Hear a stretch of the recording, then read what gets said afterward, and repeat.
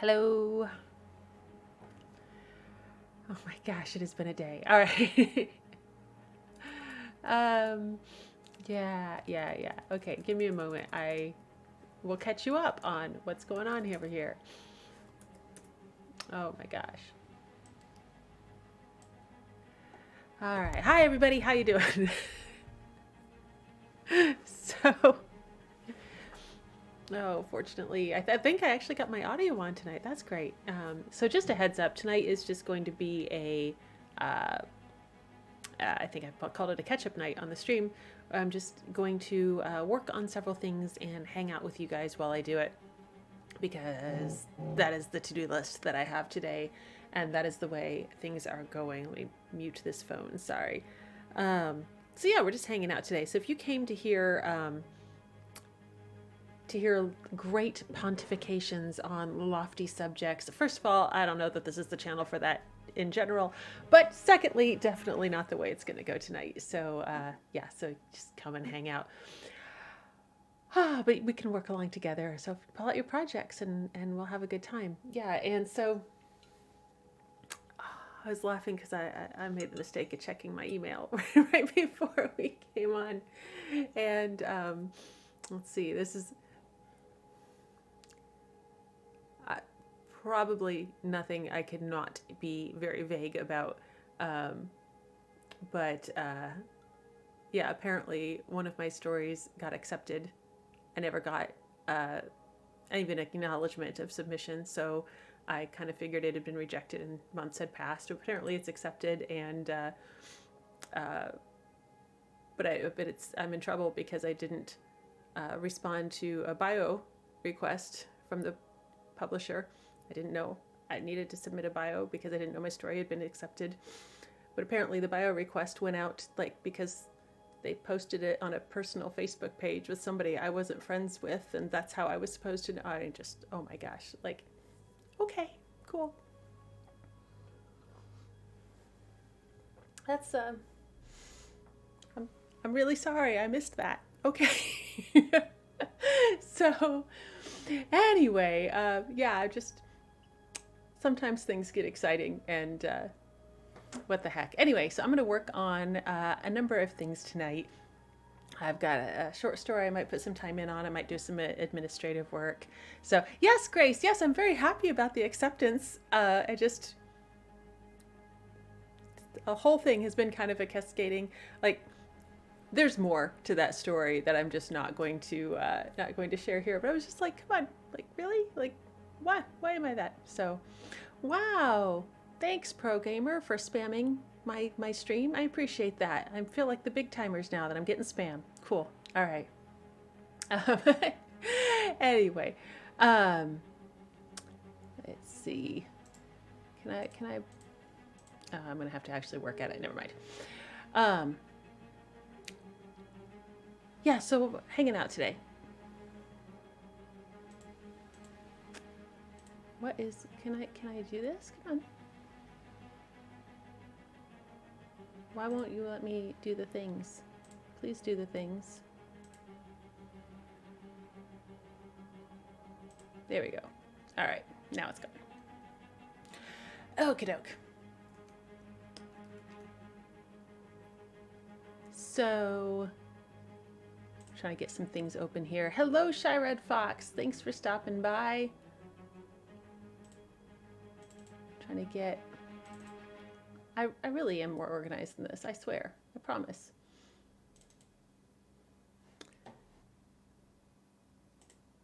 Boom. There we go. All right.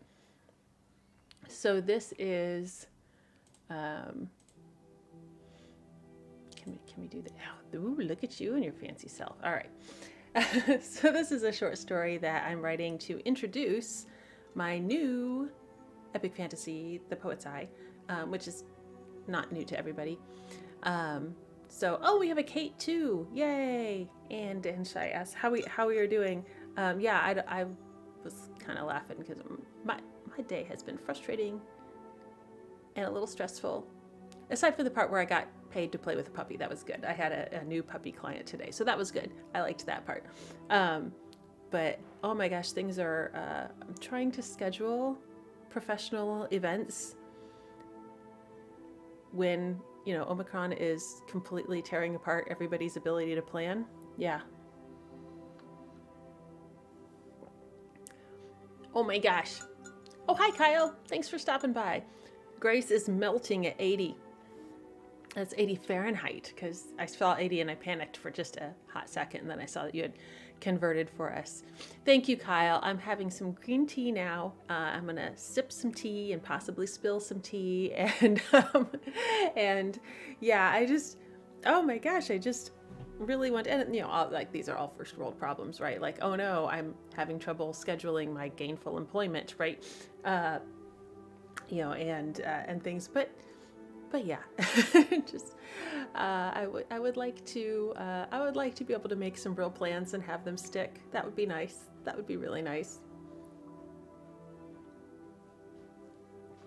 And yeah, but that's okay.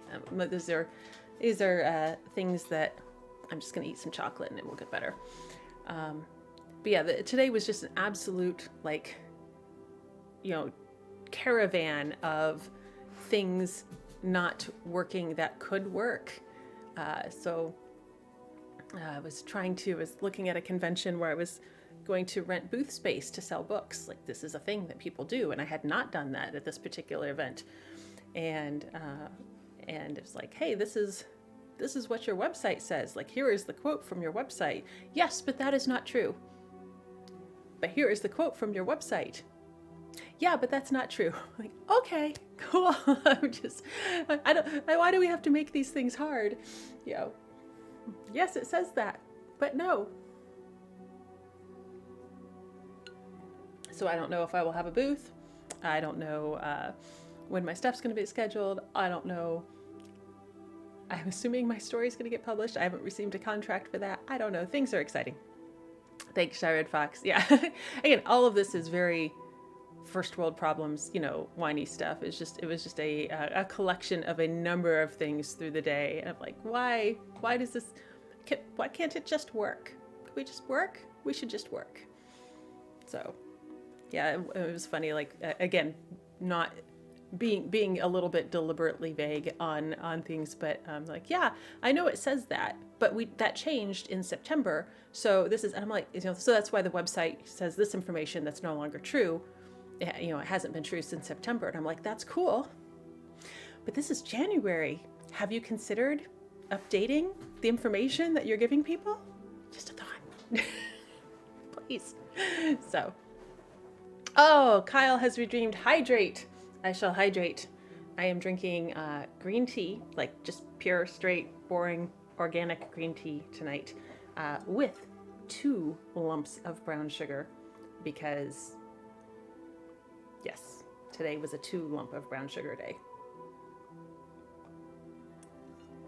So, but let's think of some good things that were going on. I did apparently get a story accepted that I didn't know about, so I can be happy about that. And if I get a contract, they'll pay me. So that's also a good thing. Oh, Kyle has redeemed gift treats to my pet. I have a Doberman. I don't know if I have treats. Hold on, let me check. Let me see. Do I have treats here? I don't think I have treats handy. Would ear scritches count if we can pull a Doberman up? Let's see what we got. Indomiel, do you want to come over here? Yeah, come over here. Hop up. That's not good, girl. Oh, aim for the chair, hon. Aim for the chair. There we go. All right,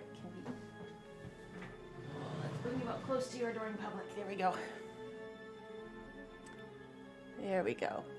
There's Doberman. Oh, hi, Bridger. Bridger's in the chat too. Yes. This is Indomiel. She has been extremely bored this week because Indiana winter finally arrived. It actually, got cold. And so, her Doberman coat, first of all, I mean, she actually can adapt to the cold pretty well, but because it's been so warm all winter, she has not had a chance to adapt as much. So it's a little bit rougher, but she does have a coat that she wears when she goes outside. It's really nice. Actually, it's a made by a woman who makes horse rugs, you know, the big heavy horse blankets that they would pasture in the winter in. And then she would do dog-sized ones, and they were great coats. And I bought one, oh my gosh, at least 15 years ago for a previous dog. And it's been through multiple Dobermans at this point. And as far as I can, look, the woman's website is gone. I don't know if she retired or, you know, moved to Tahiti or what. And, but she's gone, so nothing can happen to the coat because I can't replace it because it's really nice. And technically, yes, I could sew one. I have sewn dog coats, but that is not the thing that I prefer to do. I'd rather pay her money to make a really good horse coat, just downsized. Yeah. Yeah. Oh, this is a good spot right here. Kyle says you're a very pretty dog. I think you know. No. Is that a good chin spot right there? Oh, that's apparently a really good chin spot. Okay. Okay. Oh, what? Now what? I don't know what that means. Okay, we'll do this again. All right. Apparently that was the chin spot that needed extra attention today. All right. So things that I need to be doing today. I've been trying to work on my production schedule, which is something I have never actually done. Just planning out, you know, I will work on this month and I will have this done by this date. And I give myself very rough deadlines, but I don't, you know, have a production schedule properly. And so I've been trying to work on that, and I'm not sure how it's going. Does she do the thing where you scratch the point on her sternum, she ends the whole neck and chin? Oh my gosh, this dog, she will stretch her, she will like basically invert. Yes. And let's see if we can induce this. I don't know if we can get it from this angle, honestly. Okay, sitting, gonna stretch. Gonna stretch over here? No.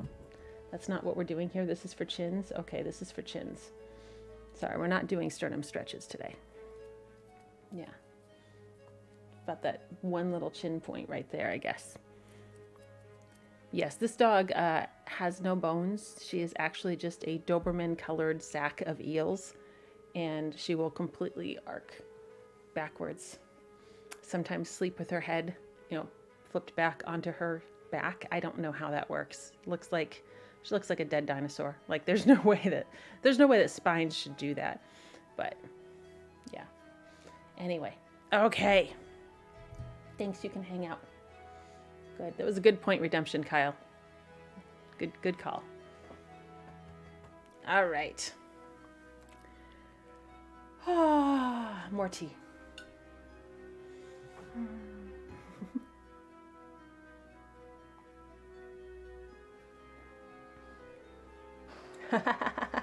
My idea of heaven is a Doberman chin stretched on one forearm and a Borzoi chin stretched on the other. So much nose, so much neck, so much leaning real estate. Oh my gosh, you would never be able to move your arms, ever.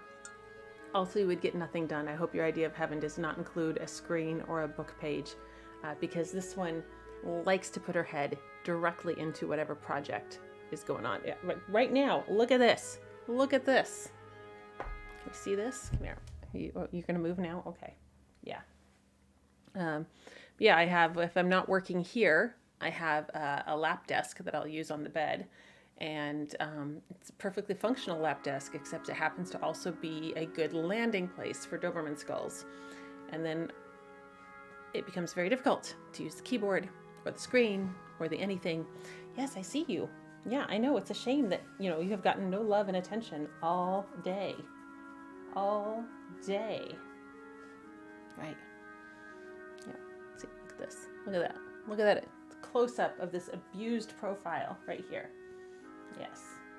Okay. Well, I don't know what that paw means. I don't know what you want with that. Not sure what we're after there. Okay. I'm sorry. Okay. Yeah.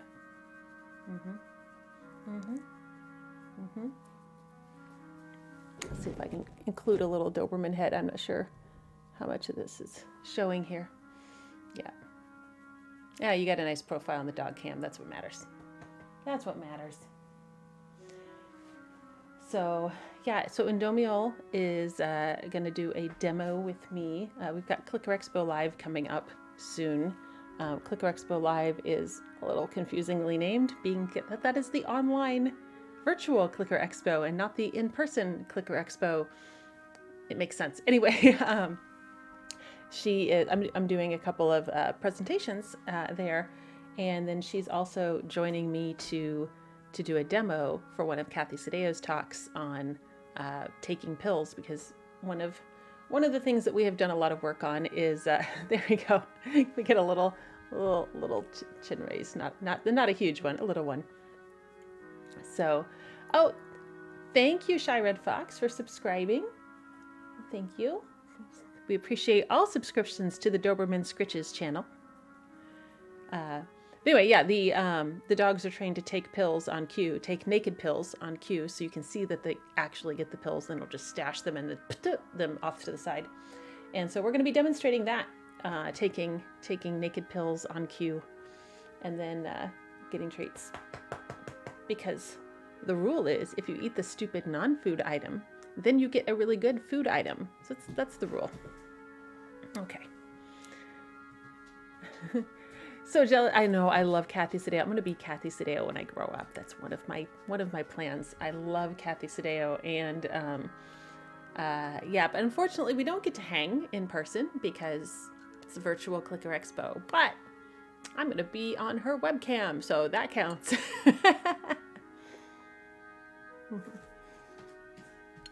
Shy Red Fox says that sounds like a good rule, right? Like it's the eat your vegetables, get your dessert. Only the vegetables happen to be good for you because of the medication that you need. Yeah. So we've been practicing. I trained it initially with melatonin that the dogs had to be taking anyway, or something like that. So I trained it, just the once a day repetition of that. This is not medical advice. Please apply to your own situation with your own veterinary care provider.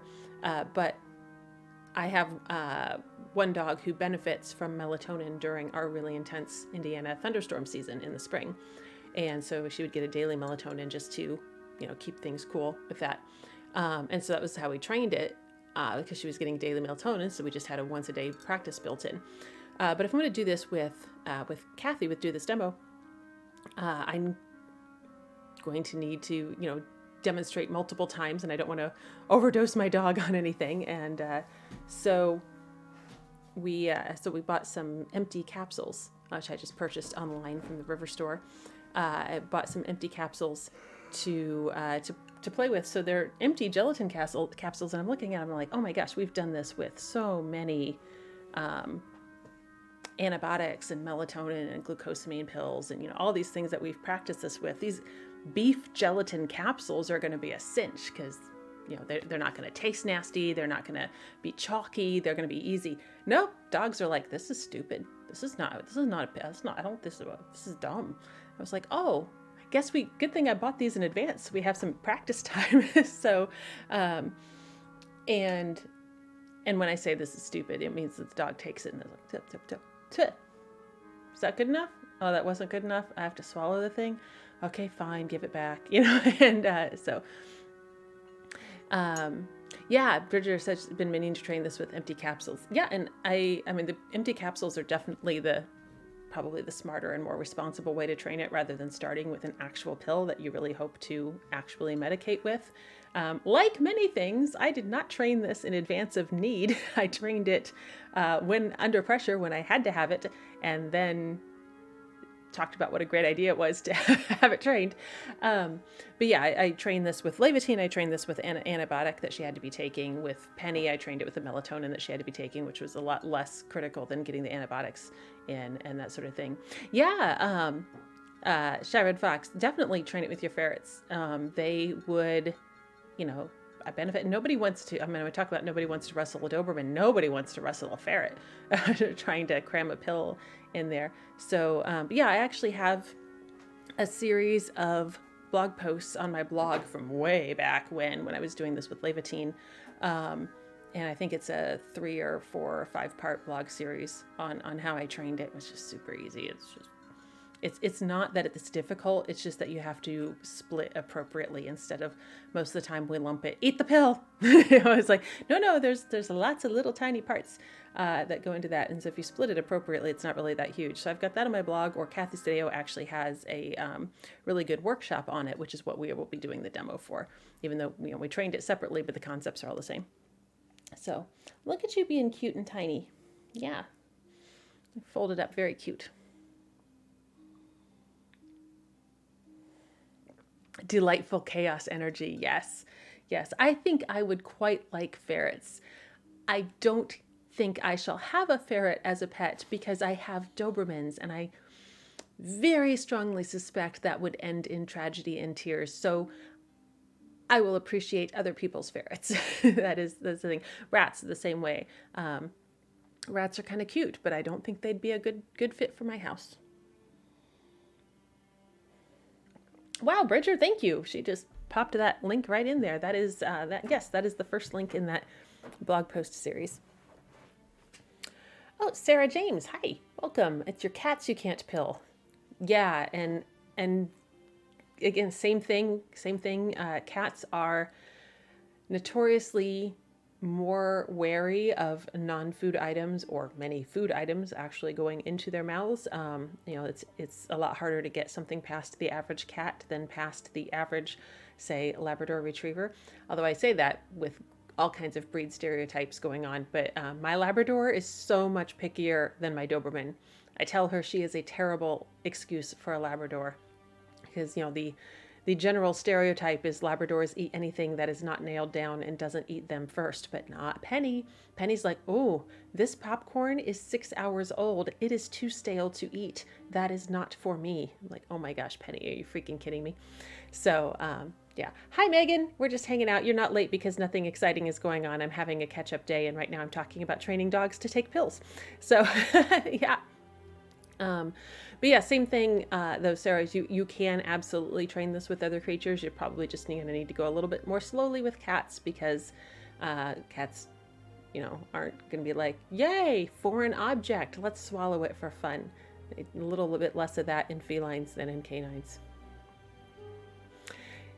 Yeah, Sherrod Fox is jumping back to, I don't think they would be a good mix. Fairies bite to invite to play.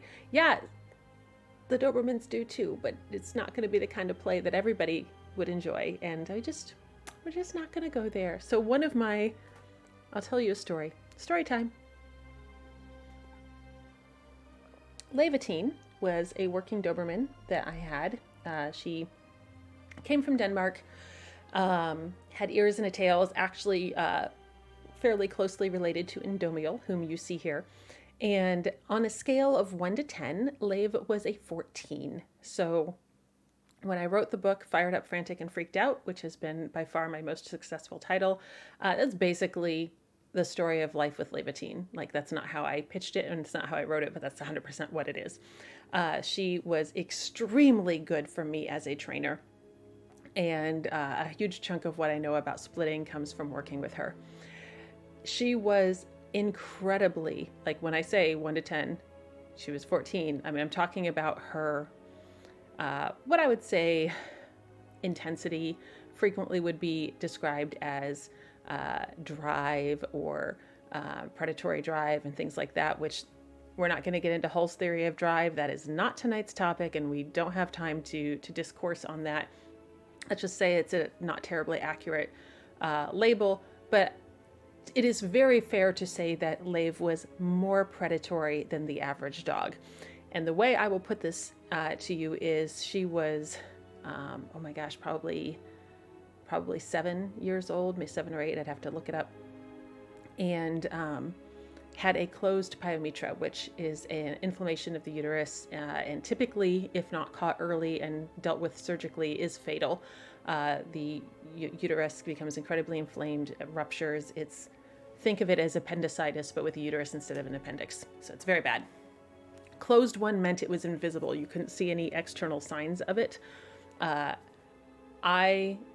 kept insisting her white blood cell count tested normal. Everything was completely weird about this. But I kept insisting something was wrong. I got a second vet at the clinic to go ahead and agree to do exploratory surgery. Found her uterus, which was hugely swollen, got that thing out probably right before it ruptured. Very bad. So dog has been seriously ill for days, although only seriously ill to somebody who knew her really well, which is why a lot of the clinic staff are like, no, she looks fine. I'm like, this is fine for normal. This is not her. And they let me bring her home because, again, it was emergency surgery. They let me bring her home while she was still fairly groggy because they knew I would take care of her. And so I bring her out of the front of the house to use the restroom, and she's still very much under the effects of the anesthesia. And so I let her out. She goes about 4 feet out the front of the house. And then there's a terrible sound, and my dog is in a tree. And literally, she's up about 10 feet off the ground, latched onto a branch, kill shaking this branch, trying to shake some small nocturnal creature out of the tree. This is a dog who is not walking in a straight line at this time, but has the energy and wherewithal to get 10 feet up in a tree and start shaking it. So that, I'm looking up in the sky, I'm like, how am I going to explain to the vet how she ripped all of her stitches within minutes of coming home because she was in a tree? Like, nobody is going to accept this. So she was fine, by the way, everything, she was fine. But that's what the kind of dog she was. So that's the background to the story, where we were asked to come and do a demonstration at a local museum that was doing a big pets kind of promo, and they asked us to come do a demo. And it was the first time they had ever done this, and I'm sure that the person who contacted me and asked to do this just didn't think of it. I'm going to go ahead and shift back here since it's just me chatting. You guys can see each other chat. And so they didn't tell me that we weren't going to be the only demo there. They didn't tell me that there were going to be other things going on.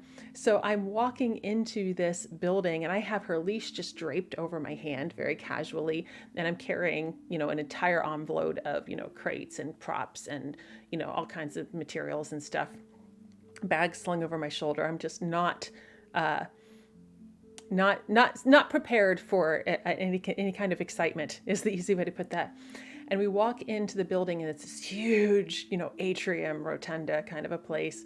Very, very big, lots of echoing, big sounds in the big space. And it is full, absolutely full of booths and tables and displays, and so many clubs that have brought animals to share with the public, none of which I knew was happening. And so here is the herpetology club, and here is the ferret club, and we're supposed to walk in and do a demo in the middle of it. And somebody in their infinite wisdom had put the Jack Russell Terrier Rescue next to the ferret club. I have no idea what was going on there. Anyway, and I looked down, and Levitine has just gone absolutely rigid. I mean, stone statue rigid. I don't think she's breathing. And I know that if she moves, I got my arms full. I've not got a grip on the leash prepared for that kind of thing, because she was just walking in next to me like, what is going on? And she looks at me and then just folds into a down, like perfect little fold back Sphinx down. And I see her, and what that was, for those of you who don't nerd in the positive reinforcement training side of things with me, is we had done so much mat work and relaxation protocol and trained how to de-escalate yourself work. And she just kicked into that on her own, because we'd done so much training, that she was able to look at that situation and go, this is too much.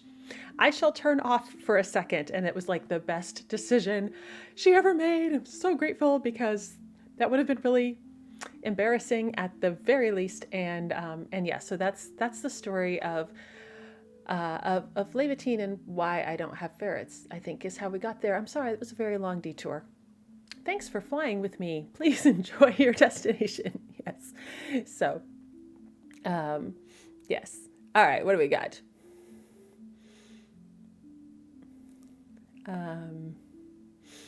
Sorry, I'm catching up on the chat now. Okay, yes, Sarah says they're super suspicious. Yes.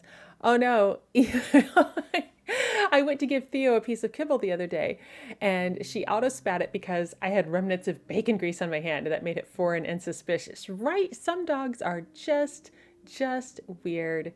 Yeah. Yep. I always have the energy for murder. Yeah, that was pretty much Levitine. Post wake up animals are strange, right? She was like, she was in her right head. She just was still like groggy, and but then she was like, oh no, I can take that possum or raccoon or whatever, that's fine, and probably would have if I had not let her. So yes, I'm getting kind of spicy. I need a chill. I know, I was so proud of her. It was the best thing. So all right. Oh, I gotta hydrate. Same organic green tea, still going. So yeah, Indomiel is so much more chill than Lave. So much. I like it. I like it. It's so much more convenient. She's still working Doberman, but yeah, it's nice. So Kate says, let's teach some humans that de-escalation technique. Hey, how do you think I get through my ophthalmologist appointments? You think I'm kidding? Yeah. So my last ophthalmologist appointment a couple of months ago, I don't know that I had a new tech. I'm going to charitably assume that I had a new tech. And it's hilarious. Oh, let me see if I can find the picture. Hold on one second. The other tutor girl. Hey, thank you for following. That's a great name. Okay, where was I? I was looking for. Let me see if I can find this this picture for you guys. Anyway, so I don't like things to do with eyeballs. I can't explain it exactly. It's not a true phobia. I won't call it that. I call it a squick because it's not, by definition properly a phobia, but I don't like it. And I don't think that, don't get me wrong. Eyes are great when they're in people's heads. That's where they should stay. All right. But my personal eyes are also kind of made out of poo. So I need to get a lot of tests and other things. So, yeah, so we hop over here and see, can we show you? Let's see. Yeah. Oh, are you going to show the picture? Please show the picture. Come on. Hold on. OBS doesn't want to see the photo that I have of this. Well, that's not useful. Fine, I'm going to cheat. Just go back to the... Okay, we're going to go back here. But I'm going to copy this picture. I'm going to paste it into here. Yeah, okay. Haha, beat you, OBS. So there's a lot of tests because of my genetic history and because, just a number of things. I have to go through a lot of testing, and I don't like things near my eyes or touching my eyes or doing the things. And, and they're like, oh no, your eye is numbed, so you won't feel it touching. And I'm like, first of all, that was an incomplete numbing, so I'm totally feeling it touching. And second, I don't care, you're still close to my eyes and all that. Anyway, I was laughing because I came home and I checked my Fitbit, and can you tell the moment at which the testing with the new tech began? Yeah, but 100%, I'm using all the training techniques that I'm using for my animal learners. I'm using them for myself because cooperative husbandry works for all species, and the ophthalmologist probably doesn't want me biting her either. So I have my eye targets, and I have my chin rest, and I have all of the things, and yeah, it's absolutely, I'm using all the same techniques on myself. So yeah, okay. Yeah. Shiren Fox and Sarah are backing me on the yes. Like, we don't like eyes touching things, right? So I'll tell you where I am with this, because I don't think anybody likes to be poked in the eye, really. Why would you like that? But, you know, if you walk into the dentist and they have a poster on the wall of a smiling tooth with a toothbrush friend and they're happy and they're sharing, you know, that's just a reminder to brush your teeth or anything. Or they'll have a little diagram of this is enamel and this is the pulp of the tooth and those kinds of things. If you go into the ophthalmologist and they have a poster on the wall with the parts of the eye all broken out, and I can't face that wall. I very carefully, at this point, I know how to navigate the clinic.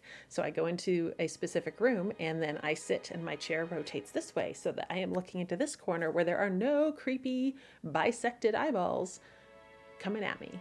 So it's amazing the death rate for ophthalmologists isn't skyrocketing. Yeah, and it was a thing. So I will tell you, here's my massive plug for positive reinforcement behavior analysis right here, which I have been practicing for decades. So I've got a little bit of chops at it. And I was like, oh, come on, good grief. Like, we can train a tiger to volunteer for a blood draw with a 6-inch needle. We can train, you know, all of these things are possible. Why can't I, you know, fix this eye squick thing? And so I made a project of it, and I, you know, used Tag Teach on myself, tagteach.com. If you're not familiar with it, TAG, tagteach.com. It's basically clicker training for people. Slightly more complicated than that, but that's a really good sum up. And I am proud to report that not only do I get through the ophthalmologist office without biting people, and the heart rate spike is an anomaly based on a somewhat less skilled practitioner and not letting me get through my my routine as efficiently. So yeah, it was funny. Like, we're going through things and she kept messing up one of the tests and having to redo it. And I'm sitting there thinking, we never, ever ask the animal to do it again for the human's mistake, you know, in this kind of cooperative care. You know, you would get a break, you would get something nice and then get to come back to it. And you are asking me to do this 4 times in a row. But I stayed. I didn't bite her because, you know, whatever. But I did work through all of my protocols with those. That's where those heart spikes were coming from.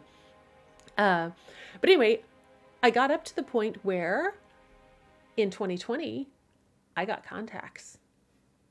All right. Now, that's not where the story ends, unfortunately, because you'll notice every time you see me, I'm in glasses here, right? In 2020, I got contacts, and my eyes are pretty funky, and there are no, like, what is readily available on the market is not an option for me.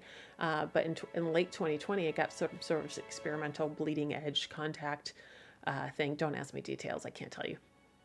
That falls solidly into the category of, is it okay? Yes, no, good. That's all the detail I want. The other things that I am super data intense on, that's not one of them. Has to do with eyes. Nope.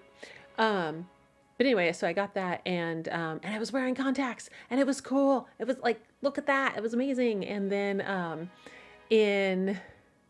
I can't do contacts at all. Right? I couldn't for years, decades. I couldn't be in the room when somebody was not only not putting them in, but I didn't want to be around when somebody was talking about wearing contacts. Like, it was way too much squick for me.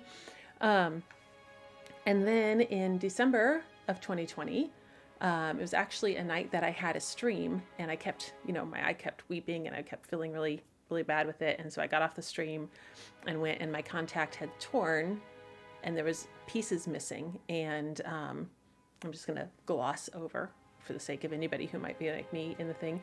And I stayed up all night because I couldn't sleep because I didn't know where the pieces were, and went to the ophthalmologist in the morning. I did try to go to the ER in the middle of the night, but 1, ER in the middle of a pandemic wasn't fun. And 2, nobody at the ER knew how to handle things like messed up contacts because they were all busy with, you know, COVID patients. So I just I'm not going to sit here in this atmosphere and do that. I'll just go to the ophthalmologist in the morning. And then I took a year off from contacts because, of course, I did. But later this week, I'm going back and I'm going to try it again. Okay. So much tag teach success, behavior analysis for the win. Yeah. Oh no, Kate. Yeah, don't share. That's fine. No, I have had contacts tear multiple times, and I'm wondering if it's because just I need something that's so weird that they're hard to manage, and but that's okay. I'm trying it again, and what I have learned is I've learned how to manage failure, like not just my failure, but equipment failure, and equipment failure. Now I have a solution. I deal with it, so it's not something I can't deal with. So yeah. Anyway, it was not quick and easy. It was a very deliberate application by a professional with decades of experience over a very long period of time, but it happened.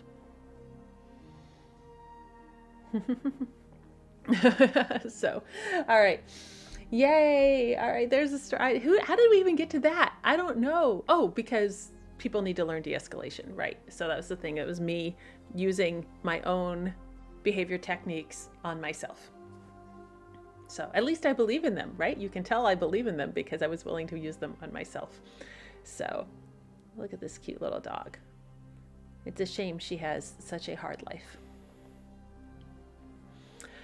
Sarah have one tear and decades of wearing them. Right, that's what the when I was at in December with the other tech, not the one who was making my heart rate spike, but another one that I was working with, and she's like, oh yeah, she's like, because I asked her, I said, I've had so many, like I've had something like 3 pairs of contacts, you know, to try, and I've had, you know, 2 tears. Like, is that a normal statistic? It seems, you know, high. And she's like, oh no, that's just a freakishly weird thing. You know, that's, it shouldn't be nearly that high, you know, that usually.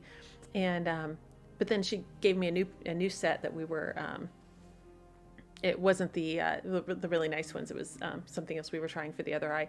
And I put them in and I'm like, it just hurt and it hurt, you know, it just wasn't seeing right. And what it is we were trying to do we knew it wasn't the right prescription, but we're still trying to get a reading on, you know, how it affected my vision. I'm sorry, there's like actual words that means, and I'm not coming up with them. But it was kept blurring and I just couldn't see. And we thought, okay, because my contacts have to be weighted because I have progressive lenses. So we thought they just weren't rotating properly or something. And then time passed. No, finally pulled it out and the freaking thing is torn. And she's like, you weren't crying, you know, how I never would have guessed it was torn because it, you know, sure. But I have a pretty high pain tolerance, and I guess I didn't realize that feeling was bad enough to mean the contact was torn again. And she's like, we just talked about how rare it is, and then you were sitting here with a torn contact. So, yeah. Thanks for not going into details, Joe. And I'm totally get not messing with it because, like I said, I took a year off after the December incident, and that was after decades of not getting into it and all sorts of things. So yeah, I just, and let me emphasize too, I have no problems with people who are just like, yeah, I don't like it, so I'm wearing glasses. Hi, obviously that is a thing. Was really proud that I was able to leverage my own training to benefit myself into trying something new. What? Hard contacts that are literally 60 years old? What? Okay, that's just freaking me out on its own. Okay, so, wow. Sarah says, it's strange how it hurts when the contact lens is torn, but I remember that's how I found out it had a tear. Yeah, and and this tech was like, you know, usually hurts bad enough that you can't ignore it, but I was still trying to do the reading tests and stuff with it. So something she said makes me think that what it is normally your eyes have a protective film, but when the contact tears, it actually allows oxygen into, you know, it allows the air through to get to the eyeball. I don't know if that's actually what's going on or not, if that was just the very filtered version that I heard. I don't know. But yeah, anyway, that's a thing. So yeah, yeah, I'm still going back into how can you have contacts that are that old? That's, oh my gosh, that's crazy. It's amazing. Yes, you are not easily distracted, Bridger. I've got stuff all over the place. That the TARDIS is actually a trash can, and strictly speaking,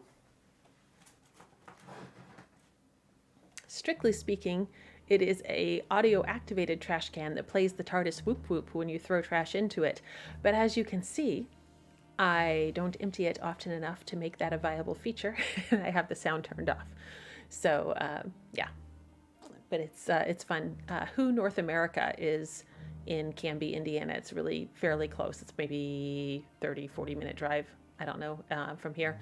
And it is a massive retail establishment of everything to do with Doctor Who and other BBC properties. So I went in and picked up one of those on clearance.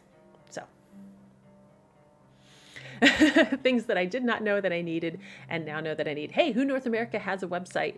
And I think when I bought this, they were on clearance for like $5. So I don't have no idea if they have them now or what the price would be, but it's worth checking. Transdimensional waste disposal would be useful, but I would feel a little bit bad because I feel like it might be what we do when we throw trash onto a barge and then send it to be somebody else's problem. Maybe if it was going into, into a black hole or into the heart of a sun where it could be incinerated, that would be good.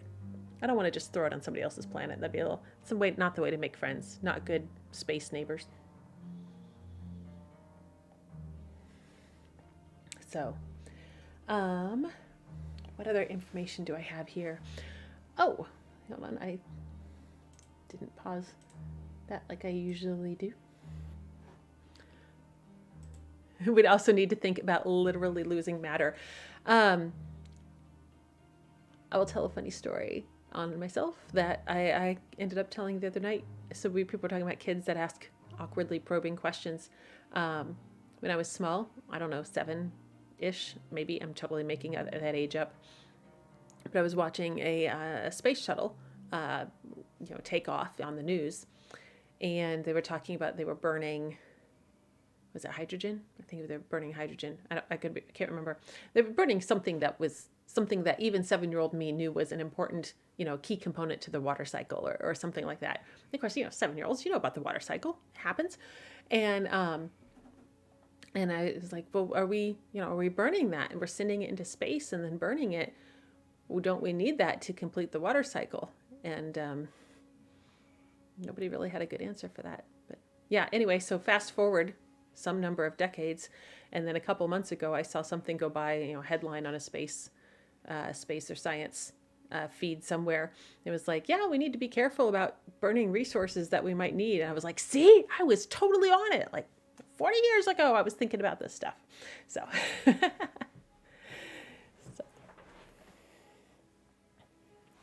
all right. Yeah, this is me getting a whole heck of a lot of editing done, right? Get back here. What do you got?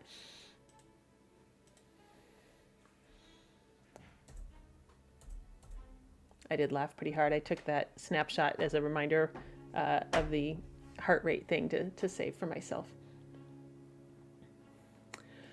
So, I think I started talking about the story about like 2 or 3 days ago. Yeah, so this is a short story that I'm working on for the Poet's Eye universe. And it's just for people who haven't read the book yet because, well, it's not out. But I want to start introducing them to Lisbeth and Galen, and I'm going to have some shorts appearing on my Patreon and possibly dropping them around various places while I finish that novel. It is probably sitting around 100,000 words right now. It will probably be done about 120 or 130. The rough part is it's not written linearly. I wrote pieces that then fit together, and that's not how I do my best work. So it's going to need a lot more cleanup than if I were just writing straight through. So I have no idea when that's coming. Oh, but production schedules, which I was talking about originally, is something I'm actually trying this year, and I will not be sticking to it tightly. And I know that I'm not planning it with an eye to sticking to it tightly. But I am at least giving myself this month I'm working on X, this month I'm working on Y, except it's not that clear cut. What I actually have in my spreadsheet, Bridger will love this. I've got a spreadsheet for it, but I've got, this is my row for all my Patreon stuff, which is broken down into 4 rows. And then I've got a row for, these are the short commercial pieces that I'm working on, because there's a couple things that I know are going to have submissions open in 2022. So I want to make sure that I have my story written for it in advance. So I'm not writing a story the week of, you know, like maybe a friend of mine does on the regular. A friend named Mara. Anyway, I have another line this is the long ongoing project that I'll be working on, and those will be a novel rather than a short story, and all of that. So just working on my 2022 spreadsheet this afternoon. See, yours is probably very colorful, and you will probably stick to it better than I stick to mine, but that's okay. Mine's more like guidelines anyway. So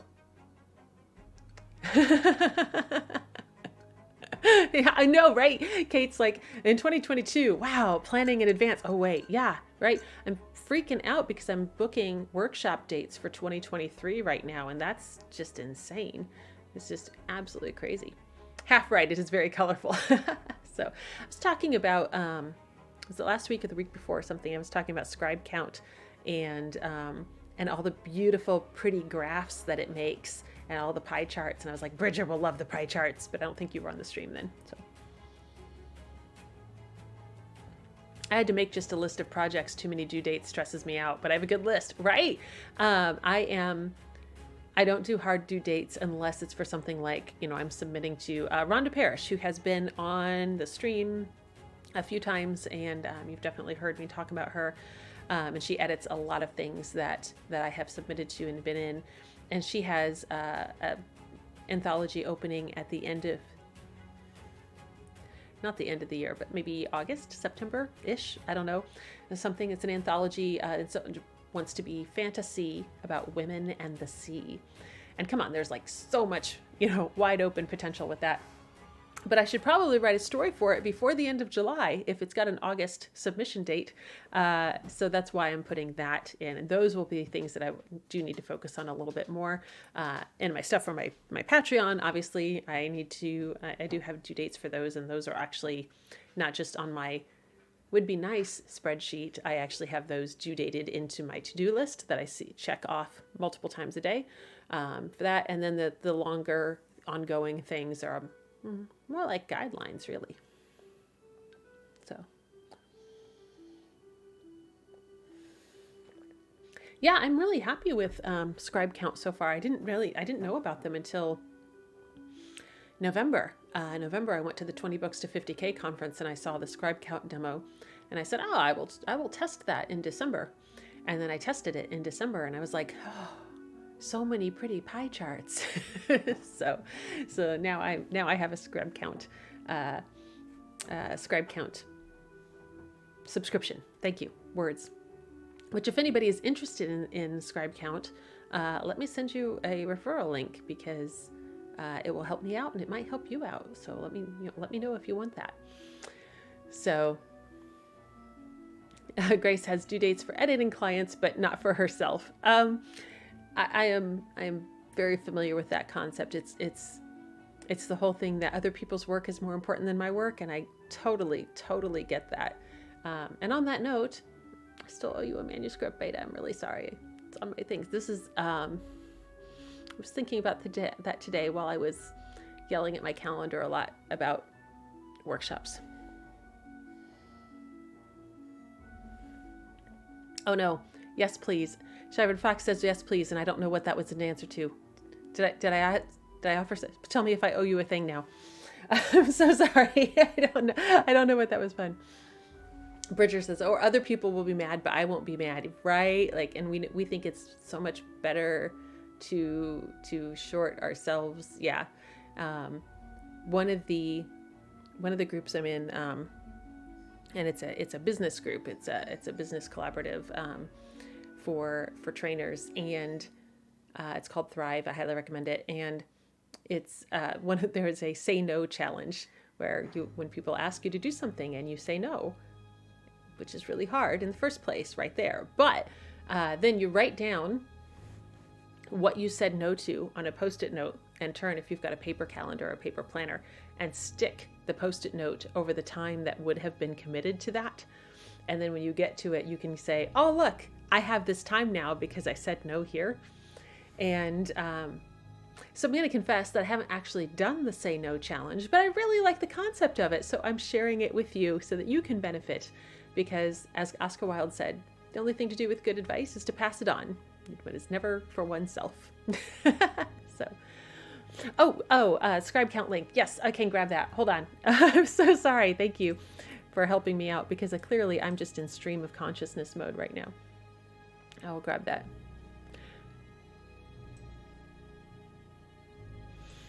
Yes, clients are paying me, but I am not paying me. Right? That is that is a legitimate, like that's how I talk to myself that way all the time. I get it. All right. Scribe count. I'm going to drop it into the chat right there. Boom. And yeah, with any luck, that will be useful to you. I like it because it collects things from a lot of different platforms and retailers, not just KDP, which is what a lot of those, Book Report and such does, and things that it does not import now automatically. It should import fairly soon, like Findaway Voices and Ingram, and things that it does not import fairly soon, you can import manually by I export a spreadsheet from my website sales, and then I drop that into Scribe Count, and now my website sales are included with my KDP sales and my drafted digital sales and all my other things sales. So it's nice. It's not super cheap, but it's pretty comparable to any of the other services out there while being a little more comprehensive than the other services out there. And I think I'm going to try it for a year and enjoy my very pretty pie charts. Right. Yeah, Bridger's, I've been underestimating how much I've done on direct sales. Yeah, it's so easy to miss things when they're not brought in. And my website, and I didn't do like massively killer things. And with my website, I'm not talking about like wholesale or anything. I'm talking literally just people coming to my website to buy a signed paperback or some stickers or something like that. But I did, hundreds of dollars on my website that was not, including wholesale to retailers or anything like that. And that's something, because it's just piecemeal a little bit at a time, you don't tend to think about it, but it does add up, and that's pretty nice, actually. So, yes, Kate, it is free. You can totally jump in. There's free trials, and then there's a tier for up to X amount, whatever it is, of income a month, and then a second tier of pricing for above X amount a month. But if you're getting into the second tier, just buy the annual subscription, and it works out to be like a tiny smidge cheaper, I think. So, or it's a tiny smidge cheaper. No, it's much cheaper at the higher tier, and it's within $5 if you buy the first tier. If you buy the annual, it's within $5. So, okay, yeah, free up to 1,000. Thank you, Bridger, for having. Yeah, it's like up to 1,000, and then what is it? 22,000, 2,500, something. That's your break off point, and then above that. So, anyway, it's pretty. It has really nice pie charts, and you probably want to check it out. There you go. It's free for me too, lol sob, right? Like hooray! I qualify for the free tier. Oh, also, it'd be great if I needed to pay more. Yeah. Hey, this is going to be the things that good tools help you level up so that you have to pay more. It's one of those mixed blessings, but we do like leveling up. Yeah.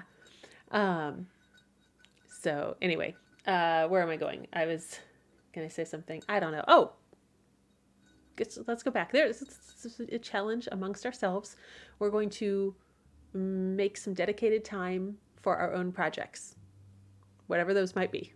It doesn't have to be a big project, just a little project that's all me.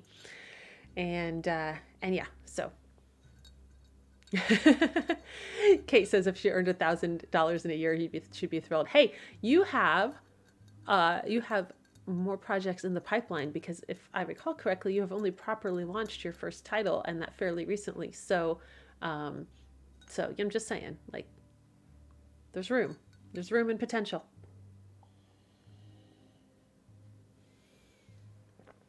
All right. What else? What else? I don't know. Ask me a question. Of course, then I'd have to do complicated taxes. No, not necessarily, because I am not giving you legal tax advice. I'm just a random person on the internet. But yeah, as a sole proprietor, which is what you undoubtedly are, you can make your taxes a lot more simple. And remember Chris Morris, who was on here to talk about the accounting and taxes episode way back when, and he's got tons of great info on his website. Everybody go check out back episode. You're looking for Chris Morris talking about accounting, and then follow the links to his website, and he's got great info. So, okay, yeah, Grace is not going to get off, because international freelancing is going to be a lot more complicated than a small sole proprietorship. Abso-freaking-lutely. You need the professional assistance. Do not take advice from random nudes on the internet like me. So, yeah. This is me still not making editing progress on this short story, but I'm having a lot more fun than I was having at the top of the hour, so this is good. It's fine. So, hey, do you want to hop up here on the chair? Hop up. No, don't stare at me like that. I'm not going to go down and get you dinner. Come on. There you go. She's like, but what about second dinner? We could have second dinner. Not actually. Not doing second dinner today, thanks. This is the face of a dog not getting second dinner. Oh, the sadness. So much denial. Oh, Bridger, did you find the link? Awesome. Good. 4 currencies. Oh my gosh, Grace, that's a lot. Wow. That's a lot. Okay. Thanks. Bridger's like got all the links tonight. You are the official link maven. We're going to just dedicate that. There we go. So awesome.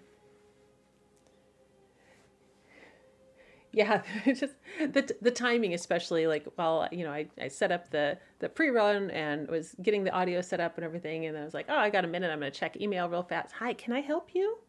Can I help you? Look at this. Look at this. What's going on here? Look at this. Just camp. This is why things can't get done. Yeah, right here. And just checking the email and like, yeah, I'm in trouble for these things. I'm like, I'm not actually. So she heard you liked Dober chin. So much Dober. She has so much chin. She will share all the chin. Yeah. Yeah. Ingram's something that I need to get into. I need to figure out a little bit better, because it's I have bookstores that order on Ingram, so I can't not do that. It's definitely I'm not going to ask any store to change their ordering policies to accommodate me, right? And I think that's where people, oh my gosh, I hear about this all the time. You know, indie authors are complaining that bookstores won't stock their stuff, but it's only available on Amazon. I'm sorry. Like, independent bookstore is not going to, 1, run multiple orders instead of a single order to acquire your book, and 2, buy it from their single biggest rival to acquire your book. That's not a great plan. It's not going to work out, guys. But it is, yeah, it's expensive and it's risky. If you have, you know, I lost several $100s at the beginning of 2021 because some stores ordered books that they thought might be, you know, big for the Christmas shopping rush in late 2020, and then they weren't. So those all got returned. So I got hit with all of those returns. So yeah, there's a lot to be processed with Ingram, but on the other hand, I kind of also need it. So and people's situations vary, right? Like if you are the kind of person, if you're the kind of author who sells a lot more direct or on particular ebook retailers rather than in print bookstores, then great, skip Ingram. It's like, and I'm a little, another thing that happened today. Remember I said it was a complete like chain of things. I got an email this morning from Ingram saying, hey, you know, you uploaded, actually it was Crown and Creed in December for publication, and you used your, I have a membership that gives me free uploads with Ingram, but only like so many. And but you use your code too often, so we're going to unpublish your book unless you pay for the upload costs that it should have been. And I'm like, okay, I'm sorry, this is your system and your code. it has a set amount of uses, but why did your system accept it more than that number of times? And then you're going to come back and unpublish my book for it. So I'm in negotiations now with Ingram to, I'm like, can you just use my code for this year now to take it off last year's thing? So yeah. All right. So yeah, I'm catching up on the chat because I got distracted with my story. Yeah, Ingram, don't let Ingram bully you. It's so much easier than it used to be. I got into Ingram when it was not for self-publishers at all, and you had to do everything by submitting massive, CSVs and packets that were all labeled by ISBN and all kinds of things. And that's a huge pain, and it's so much easier now. But if you aren't selling a lot to retailers, I would probably set it up no returns so that you can't accidentally get hit with returns and lose your what money is coming into you. But yeah, it's worth checking out. And again, if you want to sell to independent bookstores or chain stores, it's probably going to be through Ingram, unless you've got a mom and pop place that's willing to order from you wholesale or something like that. So no, don't be scared of the submission process. Their submission process is every bit as straightforward as KDP. Yeah. Cover requirements are different than KDP. You will have to tweak your cover PDF a little bit, but you will have to tweak your cover PDF a little bit, and your interior PDFs are going to be fine. So, all right. Let's see what else. Oh no, there's not yearly distribution fees for book. No, I don't do that. That's like credit card fees. We don't do that either. There's, you can upload your book. There is a upload fee and a revision fee, but there are codes to get around both of those. So I am a member of, what's it called? The Alliance for Independent Authors. It's ALLI, but then the letters don't actually correspond exactly to the name. But anyway, and so as part of that annual membership, I get Ingram codes, 20 books to 50K. If you are a conference attendee, you get Ingram codes. So there are definitely ways to reduce your upload costs, but there's no annual. Oh my gosh, I have titles on Ingram that sell a copy or two a year, that are not my retail platform bestsellers, and I wouldn't keep them on there if it cost me money to keep them on there. Yeah, Shy Red Fox. Allie has the codes. Yes, thank you, Shy Red Fox. Oh no, $12 per title per year. The answer is no. No, we don't do that. And no, that's got to be a way back thing. I can't remember ever having done that. Wow, even when I was there pre-Ingram Spark, I don't think I paid. I don't think I paid for distribution. Now, it might have been different internationally, so that's a good thing. Don't take my word for it. Do check your international fees may be different. But for me, I do not pay a yearly fee to keep a title in stock. So, all right. Oh my gosh, it's after 8 here, so we are officially running over. But I'm so glad that everybody came and hung out. Thank you. That was a lot of fun. Oh yeah, you can ask to be move over to Spark, or just start over and move over to Spark. I would maybe drop them a note and say, can I be migrated? I did my migration so many years ago. I don't remember what the process was now, but just double check. And it's not a bad idea to be on it, as long as you don't set yourself up to get hit with returns or something. So. Okay.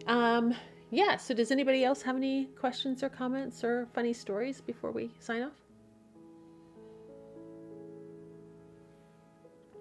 Oh, you can head out. Thanks for coming by, Shy Red Fox. I do appreciate it. And thanks for resubscribing. That was kind. I like that. And yeah, hope everybody enjoys your new scribe count trials. Play with that. Have a good time. And yeah, my dog has gone off and curled up in the bed on the other side of the room, so she is officially done with all this. So, no, Grace, I don't think they offered it. I think you had to request it. So I saw that they were bringing Ingram Spark live, so I jumped in on that. So I would say just drop them a line and see what they'll do. So, okay. So that concludes our Laura Does Catch Up stuff, in which Laura does absolutely no catching up, but she does tell a lot of stories about dogs and ophthalmologists and other random things. So, and greetings from Taranga. So I can't say Kaor to leave, right? What's the sign off? Help me. What's Maori for goodbye? I'm forgetting. So. Thanks, Sarah. I'm glad it was a profitable evening. Thanks for coming by and hanging out. And yeah, I will try to be more useful and more productive on next week's stream.